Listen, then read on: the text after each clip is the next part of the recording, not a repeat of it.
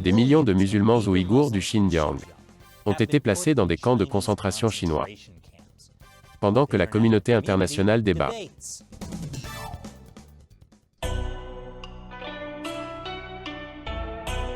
Bienvenue sur Chine non censurée, je suis Chris Chappell. Ce que le Parti communiste chinois fait aux Ouïghours est-il un génocide? Bien sûr, ils sont mis dans d'immenses camps de concentration. Et des Ouïghours enchaînés, rasés, rassemblés dans des trains. Ça semble inquiétant. Et bien sûr, des rapports indépendants confirment que c'est un génocide. Le fait est qu'il y a beaucoup d'argent à se faire en Chine. Il suffit de regarder son marché boursier. C'est pourquoi des entreprises comme Apple et Nike font pression contre la loi sur le travail forcé des Ouïghours. Il est difficile d'entretenir des relations normales avec un pays qui commet un génocide. Et tant de démocraties occidentales, qui disent défendre les droits de l'homme, hésitent à qualifier de génocide ce que le Parti communiste chinois fait aux Ouïghours. L'administration Trump l'a qualifié de génocide. Mais l'administration Biden est en train de revoir cette décision. Le Parlement canadien a également qualifié de génocide. Mais le Premier ministre canadien Justin Trudeau et son cabinet n'ont pas voulu le faire. L'Australie et la Turquie ont rejeté l'étiquette de génocide. Même si ce que le Parti communiste chinois fait aux Ouïghours est maléfique. Ça ne veut pas dire que c'est si mal, pas vrai? Nous pouvons toujours faire des affaires avec eux. C'est pourquoi j'ai invité aujourd'hui l'écrivain, linguiste et activiste ouïghour Abdouweli Ayyub à nous parler de ce qu'il a vécu dans l'un de ces camps de concentration chinois. Merci de nous rejoindre aujourd'hui. Merci de me recevoir. Pour une raison ou une autre, un débat international est en cours. Pour savoir si ce que le Parti communiste chinois fait aux Ouïghours est un génocide. Vous avez une expérience de première main de ce qui arrive aux Ouïghours. Comment avez-vous atterri dans un camp de concentration? C'est parce que je tenais un jardin d'enfants en langue maternelle ouïghour. Et à cause de cela, la Chine m'a mis en prison. Donc vous avez été mis dans un camp de concentration parce que vous avez essayé de créer un jardin d'enfants. Oui, c'est parce que nous sommes ouïghours. Et je voulais avoir mon école maternelle ouïghour pour les enfants ouïghours. Pour sauver votre langue. Pour préserver leur langue. Alors, que vous est-il arrivé une fois que vous étiez dans le camp de concentration? Quand j'étais dans le camp de concentration, tout d'abord,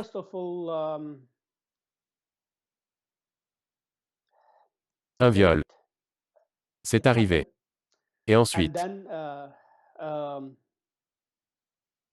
la torture.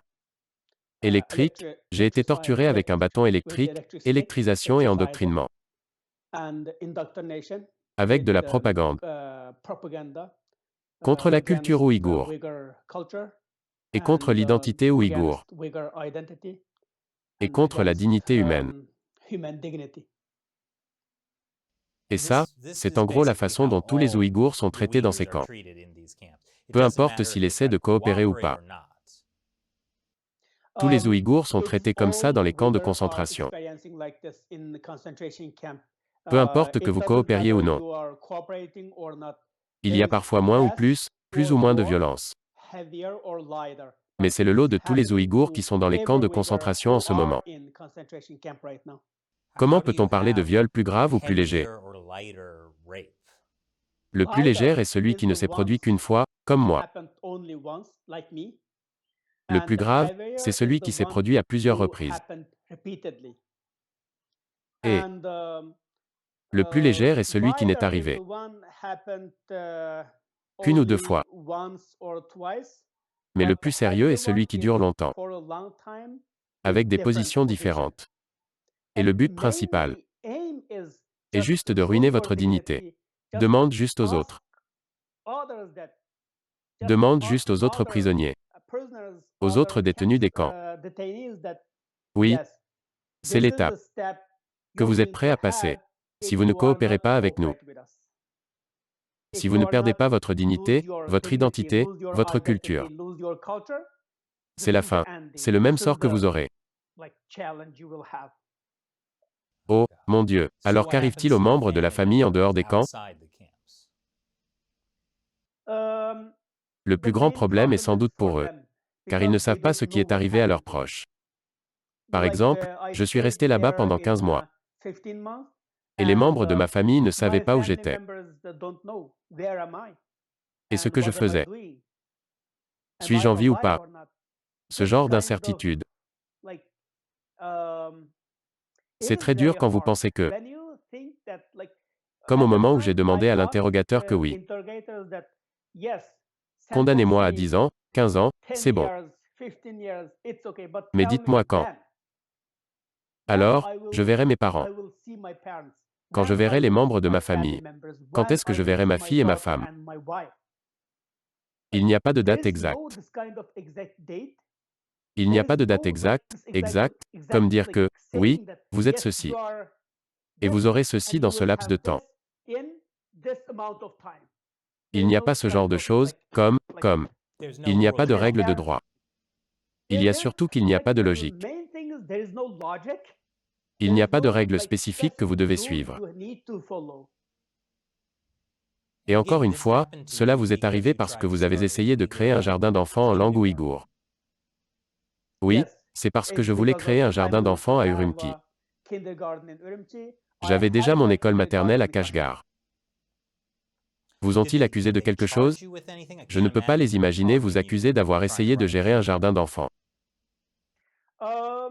D'abord, ils m'ont accusé d'être un séparatiste, puis d'être un agent de la CIA, puis...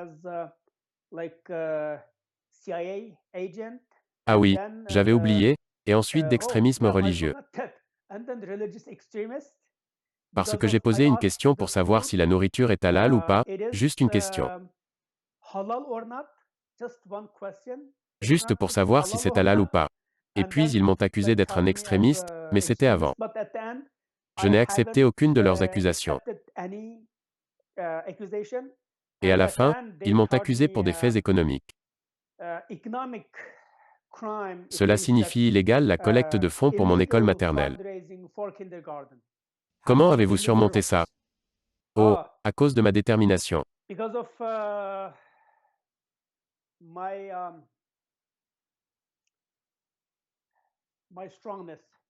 Je n'admettrai rien. Je n'admettrai jamais rien. Je n'admettrai aucun crime.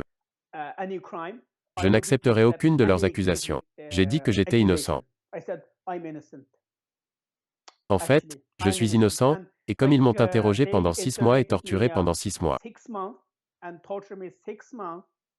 Et comme je vous l'ai dit, les 3 premiers mois, c'était horrible. C'était vraiment terrible. Mais après 3 mois, je me suis habitué à la torture, à l'électrisation ou à la suspension ou au coup et je m'y suis habitué. Et j'essaie de garder ma tête haute. Je garde ma détermination, j'essaie de garder ma dignité. Et ça a fonctionné à la fin. Comme quoi oui, c'est moi et je n'obéirai jamais. Je ne dirai jamais oui, je n'admettrai jamais. Comment s'habituer à quelque chose comme ça? Vous devez le faire parce que, dans ces circonstances, il y a 2 façons. La première est de garder sa dignité et sa détermination. La seconde est de suivre les instructions. Si je suis les instructions, je sais ce qui va se passer. C'est la prison à vie. Et c'est comme du terrorisme, de l'extrémisme ou du séparatisme. Mec, parce que j'ai admis que. Parce que. J'ai été soutenu par une 4e fondation. Le gouvernement chinois m'a accusé d'être un agent de la CIA. Si j'accepte leurs accusations, je dois en dire plus, que j'ai fait ça, et je dois en dire plus. Et je dois créer quelque chose. Je dois inventer quelque chose, ce qui n'est pas vrai, et c'est ce qu'ils veulent et ont fait. Et si je dis oui à une accusation de séparatisme, je vais devoir dire quelque chose de plus. Et si je dis oui à une accusation d'extrémisme religieux, je dirai quelque chose de plus. Pendant l'interrogatoire, j'ai dit que j'avais donné un cours à plus de 2000 étudiants. Et alors ils étaient contrariés et n'étaient pas contents de cet interrogatoire. Ils le savaient bien, je pense. Ils ont essayé de me faire écrire que j'ai créé et formé 2000 terroristes. Et alors le lendemain, ils sont revenus me voir et m'ont accusé d'avoir dit que j'avais formé 2000 terroristes. Non, je n'ai jamais dit ça. J'ai dit que j'avais donné des cours à 2000 étudiants. Puis ils ont essayé de me faire écrire et signer cela sur un papier. J'ai dit non, parce que j'ai dit des étudiants et non des terroristes. Je n'ai entraîné à quoi que ce soit, ni personne à faire quelque chose. J'ai juste donné des cours. Je leur ai juste donné un cours. Écoutez, si j'avais signé ce papier, au bas de celui-ci, il y avait une reconnaissance. Qu'effectivement j'avouais ce dont ils m'accusaient. Ouais, à mon avis, ça résume parfaitement le Parti communiste. Vous essayez de créer un jardin d'enfants. Ils vous mettent dans un camp de concentration. Vous avez donc essayé de sensibiliser les gens au génocide des Ouïghours. Que pensez-vous de la réponse internationale? Je pense que tout d'abord, nous avons cette reconnaissance du gouvernement américain et du Parlement canadien, et aussi du Parlement néerlandais, ce qui est une bonne chose. Tout d'abord, la reconnaissance est très importante. Et ensuite, nous avons besoin d'une action internationale. Et nous avons besoin d'un soutien international. J'espère que nous l'aurons dans le futur. Et tout d'abord, cette reconnaissance, ce génocide, cette reconnaissance est importante. Et deuxièmement, si cela fonctionne, si cela aura un effet, cela dépendra de notre honnêteté, de notre intégrité et de la manière dont nous prenons de réelles mesures. C'est cette étape que j'attends. Pourquoi pensez-vous que certaines personnes, certains gouvernements sont réticents à l'idée de qualifier ce crime de génocide? Je pense que c'est principalement pour une question d'argent. C'est un accord commercial. Et la Chine est la deuxième plus grande économie du monde. Et la chaîne d'approvisionnement internationale est en marche en ce moment.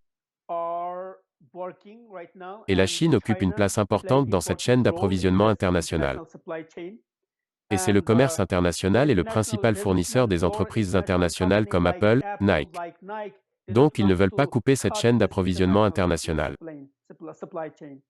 Mais nous ne pouvons pas ignorer les points faibles, comme par exemple,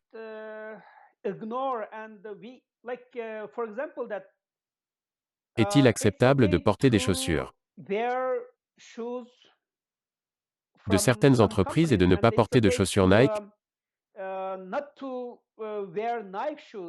Mais il n'est pas acceptable d'ignorer la tragédie humanitaire qui se déroule là-bas, d'ignorer le génocide qui s'y déroule. Oui, je pense que le problème est que si vous dites, une fois que vous dites que la Chine est un pays qui commet un génocide, vous ne pouvez pas avoir des entreprises internationales qui font des affaires avec la Chine. Vous pouvez avoir le président des États-Unis serrant la main du leader d'un pays commettant un génocide.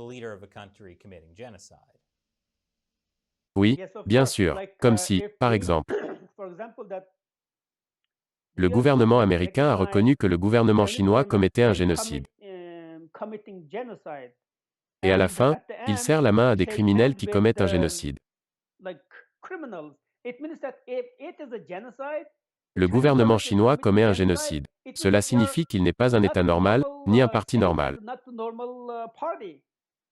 C'est un groupe de criminels, et comment peut-on serrer la main des criminels? Comment peut-on faire des affaires avec eux? Comment peut-on avoir des relations diplomatiques normales avec eux? Et nous le savons tous que les criminels devraient être en prison. Devraient être au tribunal. Non, pas devraient être au tribunal, mais plutôt être en prison en ce moment. Parce que ce sont des criminels qui commettent des génocides. Vous pouvez discuter, débattre de s'il s'agit d'un génocide ou non. Oui, c'est OK pour le débat et la façon dont les gens le traitent, c'est OK. Mais si certains affirment que c'est bien un génocide, mais qu'ensuite ils veulent parler de business et autre chose avec eux, alors là ce n'est pas honnête. Ouais, ce n'est pas de l'intégrité. Ouais, peut-être que Disney ne devrait pas filmer Mulan dans le Xinjiang. Et remercier le Bureau de la sécurité publique là-bas, qui est impliqué dans le génocide de votre peuple. Oui, bien sûr. Tout d'abord, Disney ne devrait pas filmer très près. Il ne devrait pas filmer l'endroit très proche du camp de concentration, à quelques kilomètres de là. Deuxièmement, il ne devrait pas remercier le Bureau de la sécurité publique qui met en œuvre ce génocide en ce moment. Et troisièmement, ils devraient savoir ce qu'ils font. Ils déclarent ouvertement remercier le Bureau de la sécurité publique ou quelque chose comme ça. Cela signifie que certaines entreprises internationales s'en fichent. Elles ne se soucient pas de leur public. Elles ne se soucient pas de leurs clients. Elles ne respectent pas leurs clients. Oui, et je peux dire que cet épisode n'est pas sponsorisé par Disney Plus ou Nike. Ouais. Et pour tous ceux qui nous regardent, qui veulent faire quelque chose contre ce fléau, qui est en train de se perpétrer, quel message avez-vous pour eux? Nous devons savoir ce que nous mangeons. Est-ce lié au travail forcé chinois? Nous devons savoir ce que nous portons. Est-ce que c'est lié au travail forcé en Chine? Et quand nous dépensons notre argent, est-ce lié à la chaîne d'approvisionnement liée au travail forcé chinois? Maintenant, je peux dire que c'est une grande économie et que le travail forcé ouïghour est partout. Pas seulement dans notre ville natale, mais dans toutes les provinces chinoises. Il existe du travail forcé ouïghour. Il est donc impossible de distinguer qu'un produit est lié au travail forcé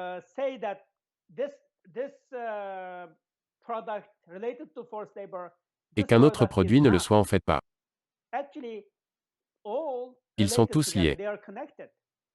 Donc, nous devrions penser à ce que nous achetons. Cela signifie que nous alimentons les atrocités commises par les Chinois et que nous soutenons le suicide du gouvernement chinois. Nous devons donc en être conscients. À 100% d'accord. Merci de vous joindre à nous, et merci de continuer ce beau combat. Merci de m'avoir reçu et merci de faire connaître la situation des Ouïghours. Et si vous souhaitez entendre davantage Abdouweli Ayub, découvrez l'interview que nous avons réalisée avec lui dans le cadre du China Unscripted podcast. Je vais mettre un lien vers cette interview ci-dessous. Merci d'avoir regardé. Il est important que les gens sachent ce qui se passe en Chine. N'oubliez pas d'en parler à vos amis et à votre famille. Encore une fois, je suis Chris Chappell. À la prochaine fois.